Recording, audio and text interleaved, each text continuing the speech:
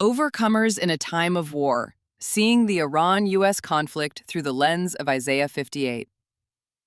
The world is watching a dangerous and fast-moving conflict unfold across Iran, Israel, the United States, and the broader Middle East. In just days, the killing of Iran's supreme leader Ali Khamenei in U.S.-Israeli strikes has triggered a cascade of retaliatory attacks, civilian casualties, economic shockwaves, and regional instability. More than 200 people in Iran have been killed, U.S. service members have died, and missiles have struck civilian infrastructure across the Gulf, including Dubai International Airport and hotels. CNBC. The conflict has widened further, with U.S. jets crashing in Kuwait, Hezbollah and Israel exchanging fire, and Iran striking U.S. bases across Bahrain, Qatar, Kuwait, Saudi Arabia, and the UAE. Institute, +1.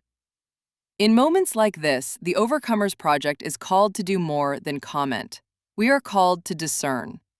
Isaiah 58 gives us a prophetic blueprint for how to see global crisis with clarity, compassion, and moral courage. 1. Cry aloud, naming the human cost behind the headlines. Isaiah 58 opens with a command: cry aloud, spare not. This is not a call to panic, it is a call to truth-telling. The first truth is this: war always breaks the backs of the vulnerable. At least 333 civilians in Iran have been killed or injured in the first waves of strikes. Harana. Civilian sites in the Gulf, airports, hotels, and residential areas have been hit by retaliatory fire. CNBC. Students across the Middle East have had their board exams postponed because it is unsafe to gather. India Today. Protests and unrest have erupted as far as Pakistan, forcing U.S. embassies to shut down services. Business Today. Isaiah 58 demands that we see the suffering that power tries to hide. 2. Undo the heavy burdens, understanding the weight people are carrying. This conflict is not only military, it is emotional, economic, and spiritual. Oil prices have surged nearly 9%, shaking global markets and increasing pressure on working families. CNBC. Communities across the Middle East are living under fear of escalation. Diaspora families are watching their homelands burn from thousands of miles away.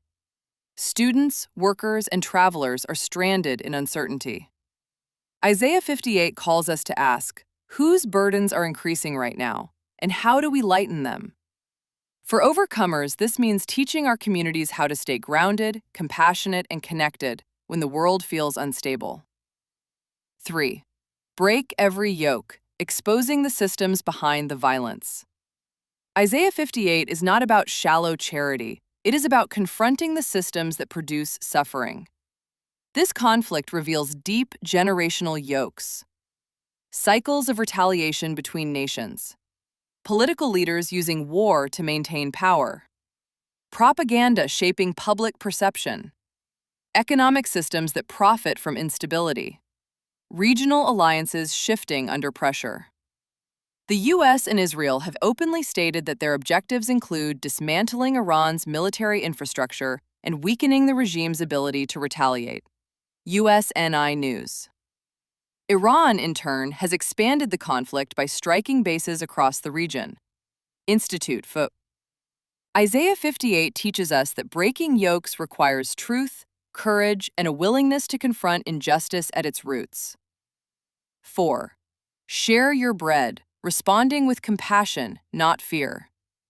Even in global crisis, Isaiah 58 calls us to local action. War creates fear. Fear creates selfishness. But Isaiah 58 calls us to generosity. Check on your neighbors. Support families experiencing anxiety.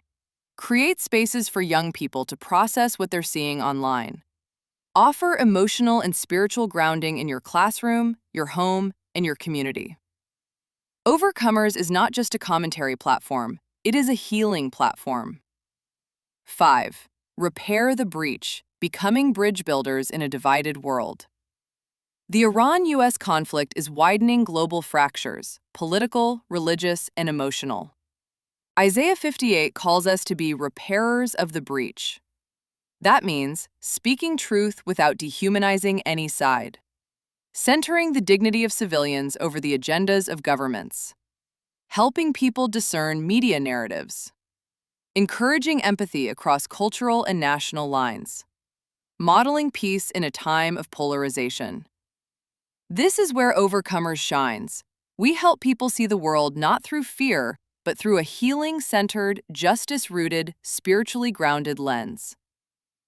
Conclusion: Isaiah 58 is a call to action, not abandonment.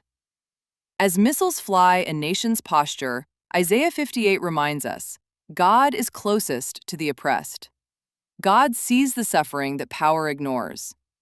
God calls his people to respond with courage, clarity, and compassion.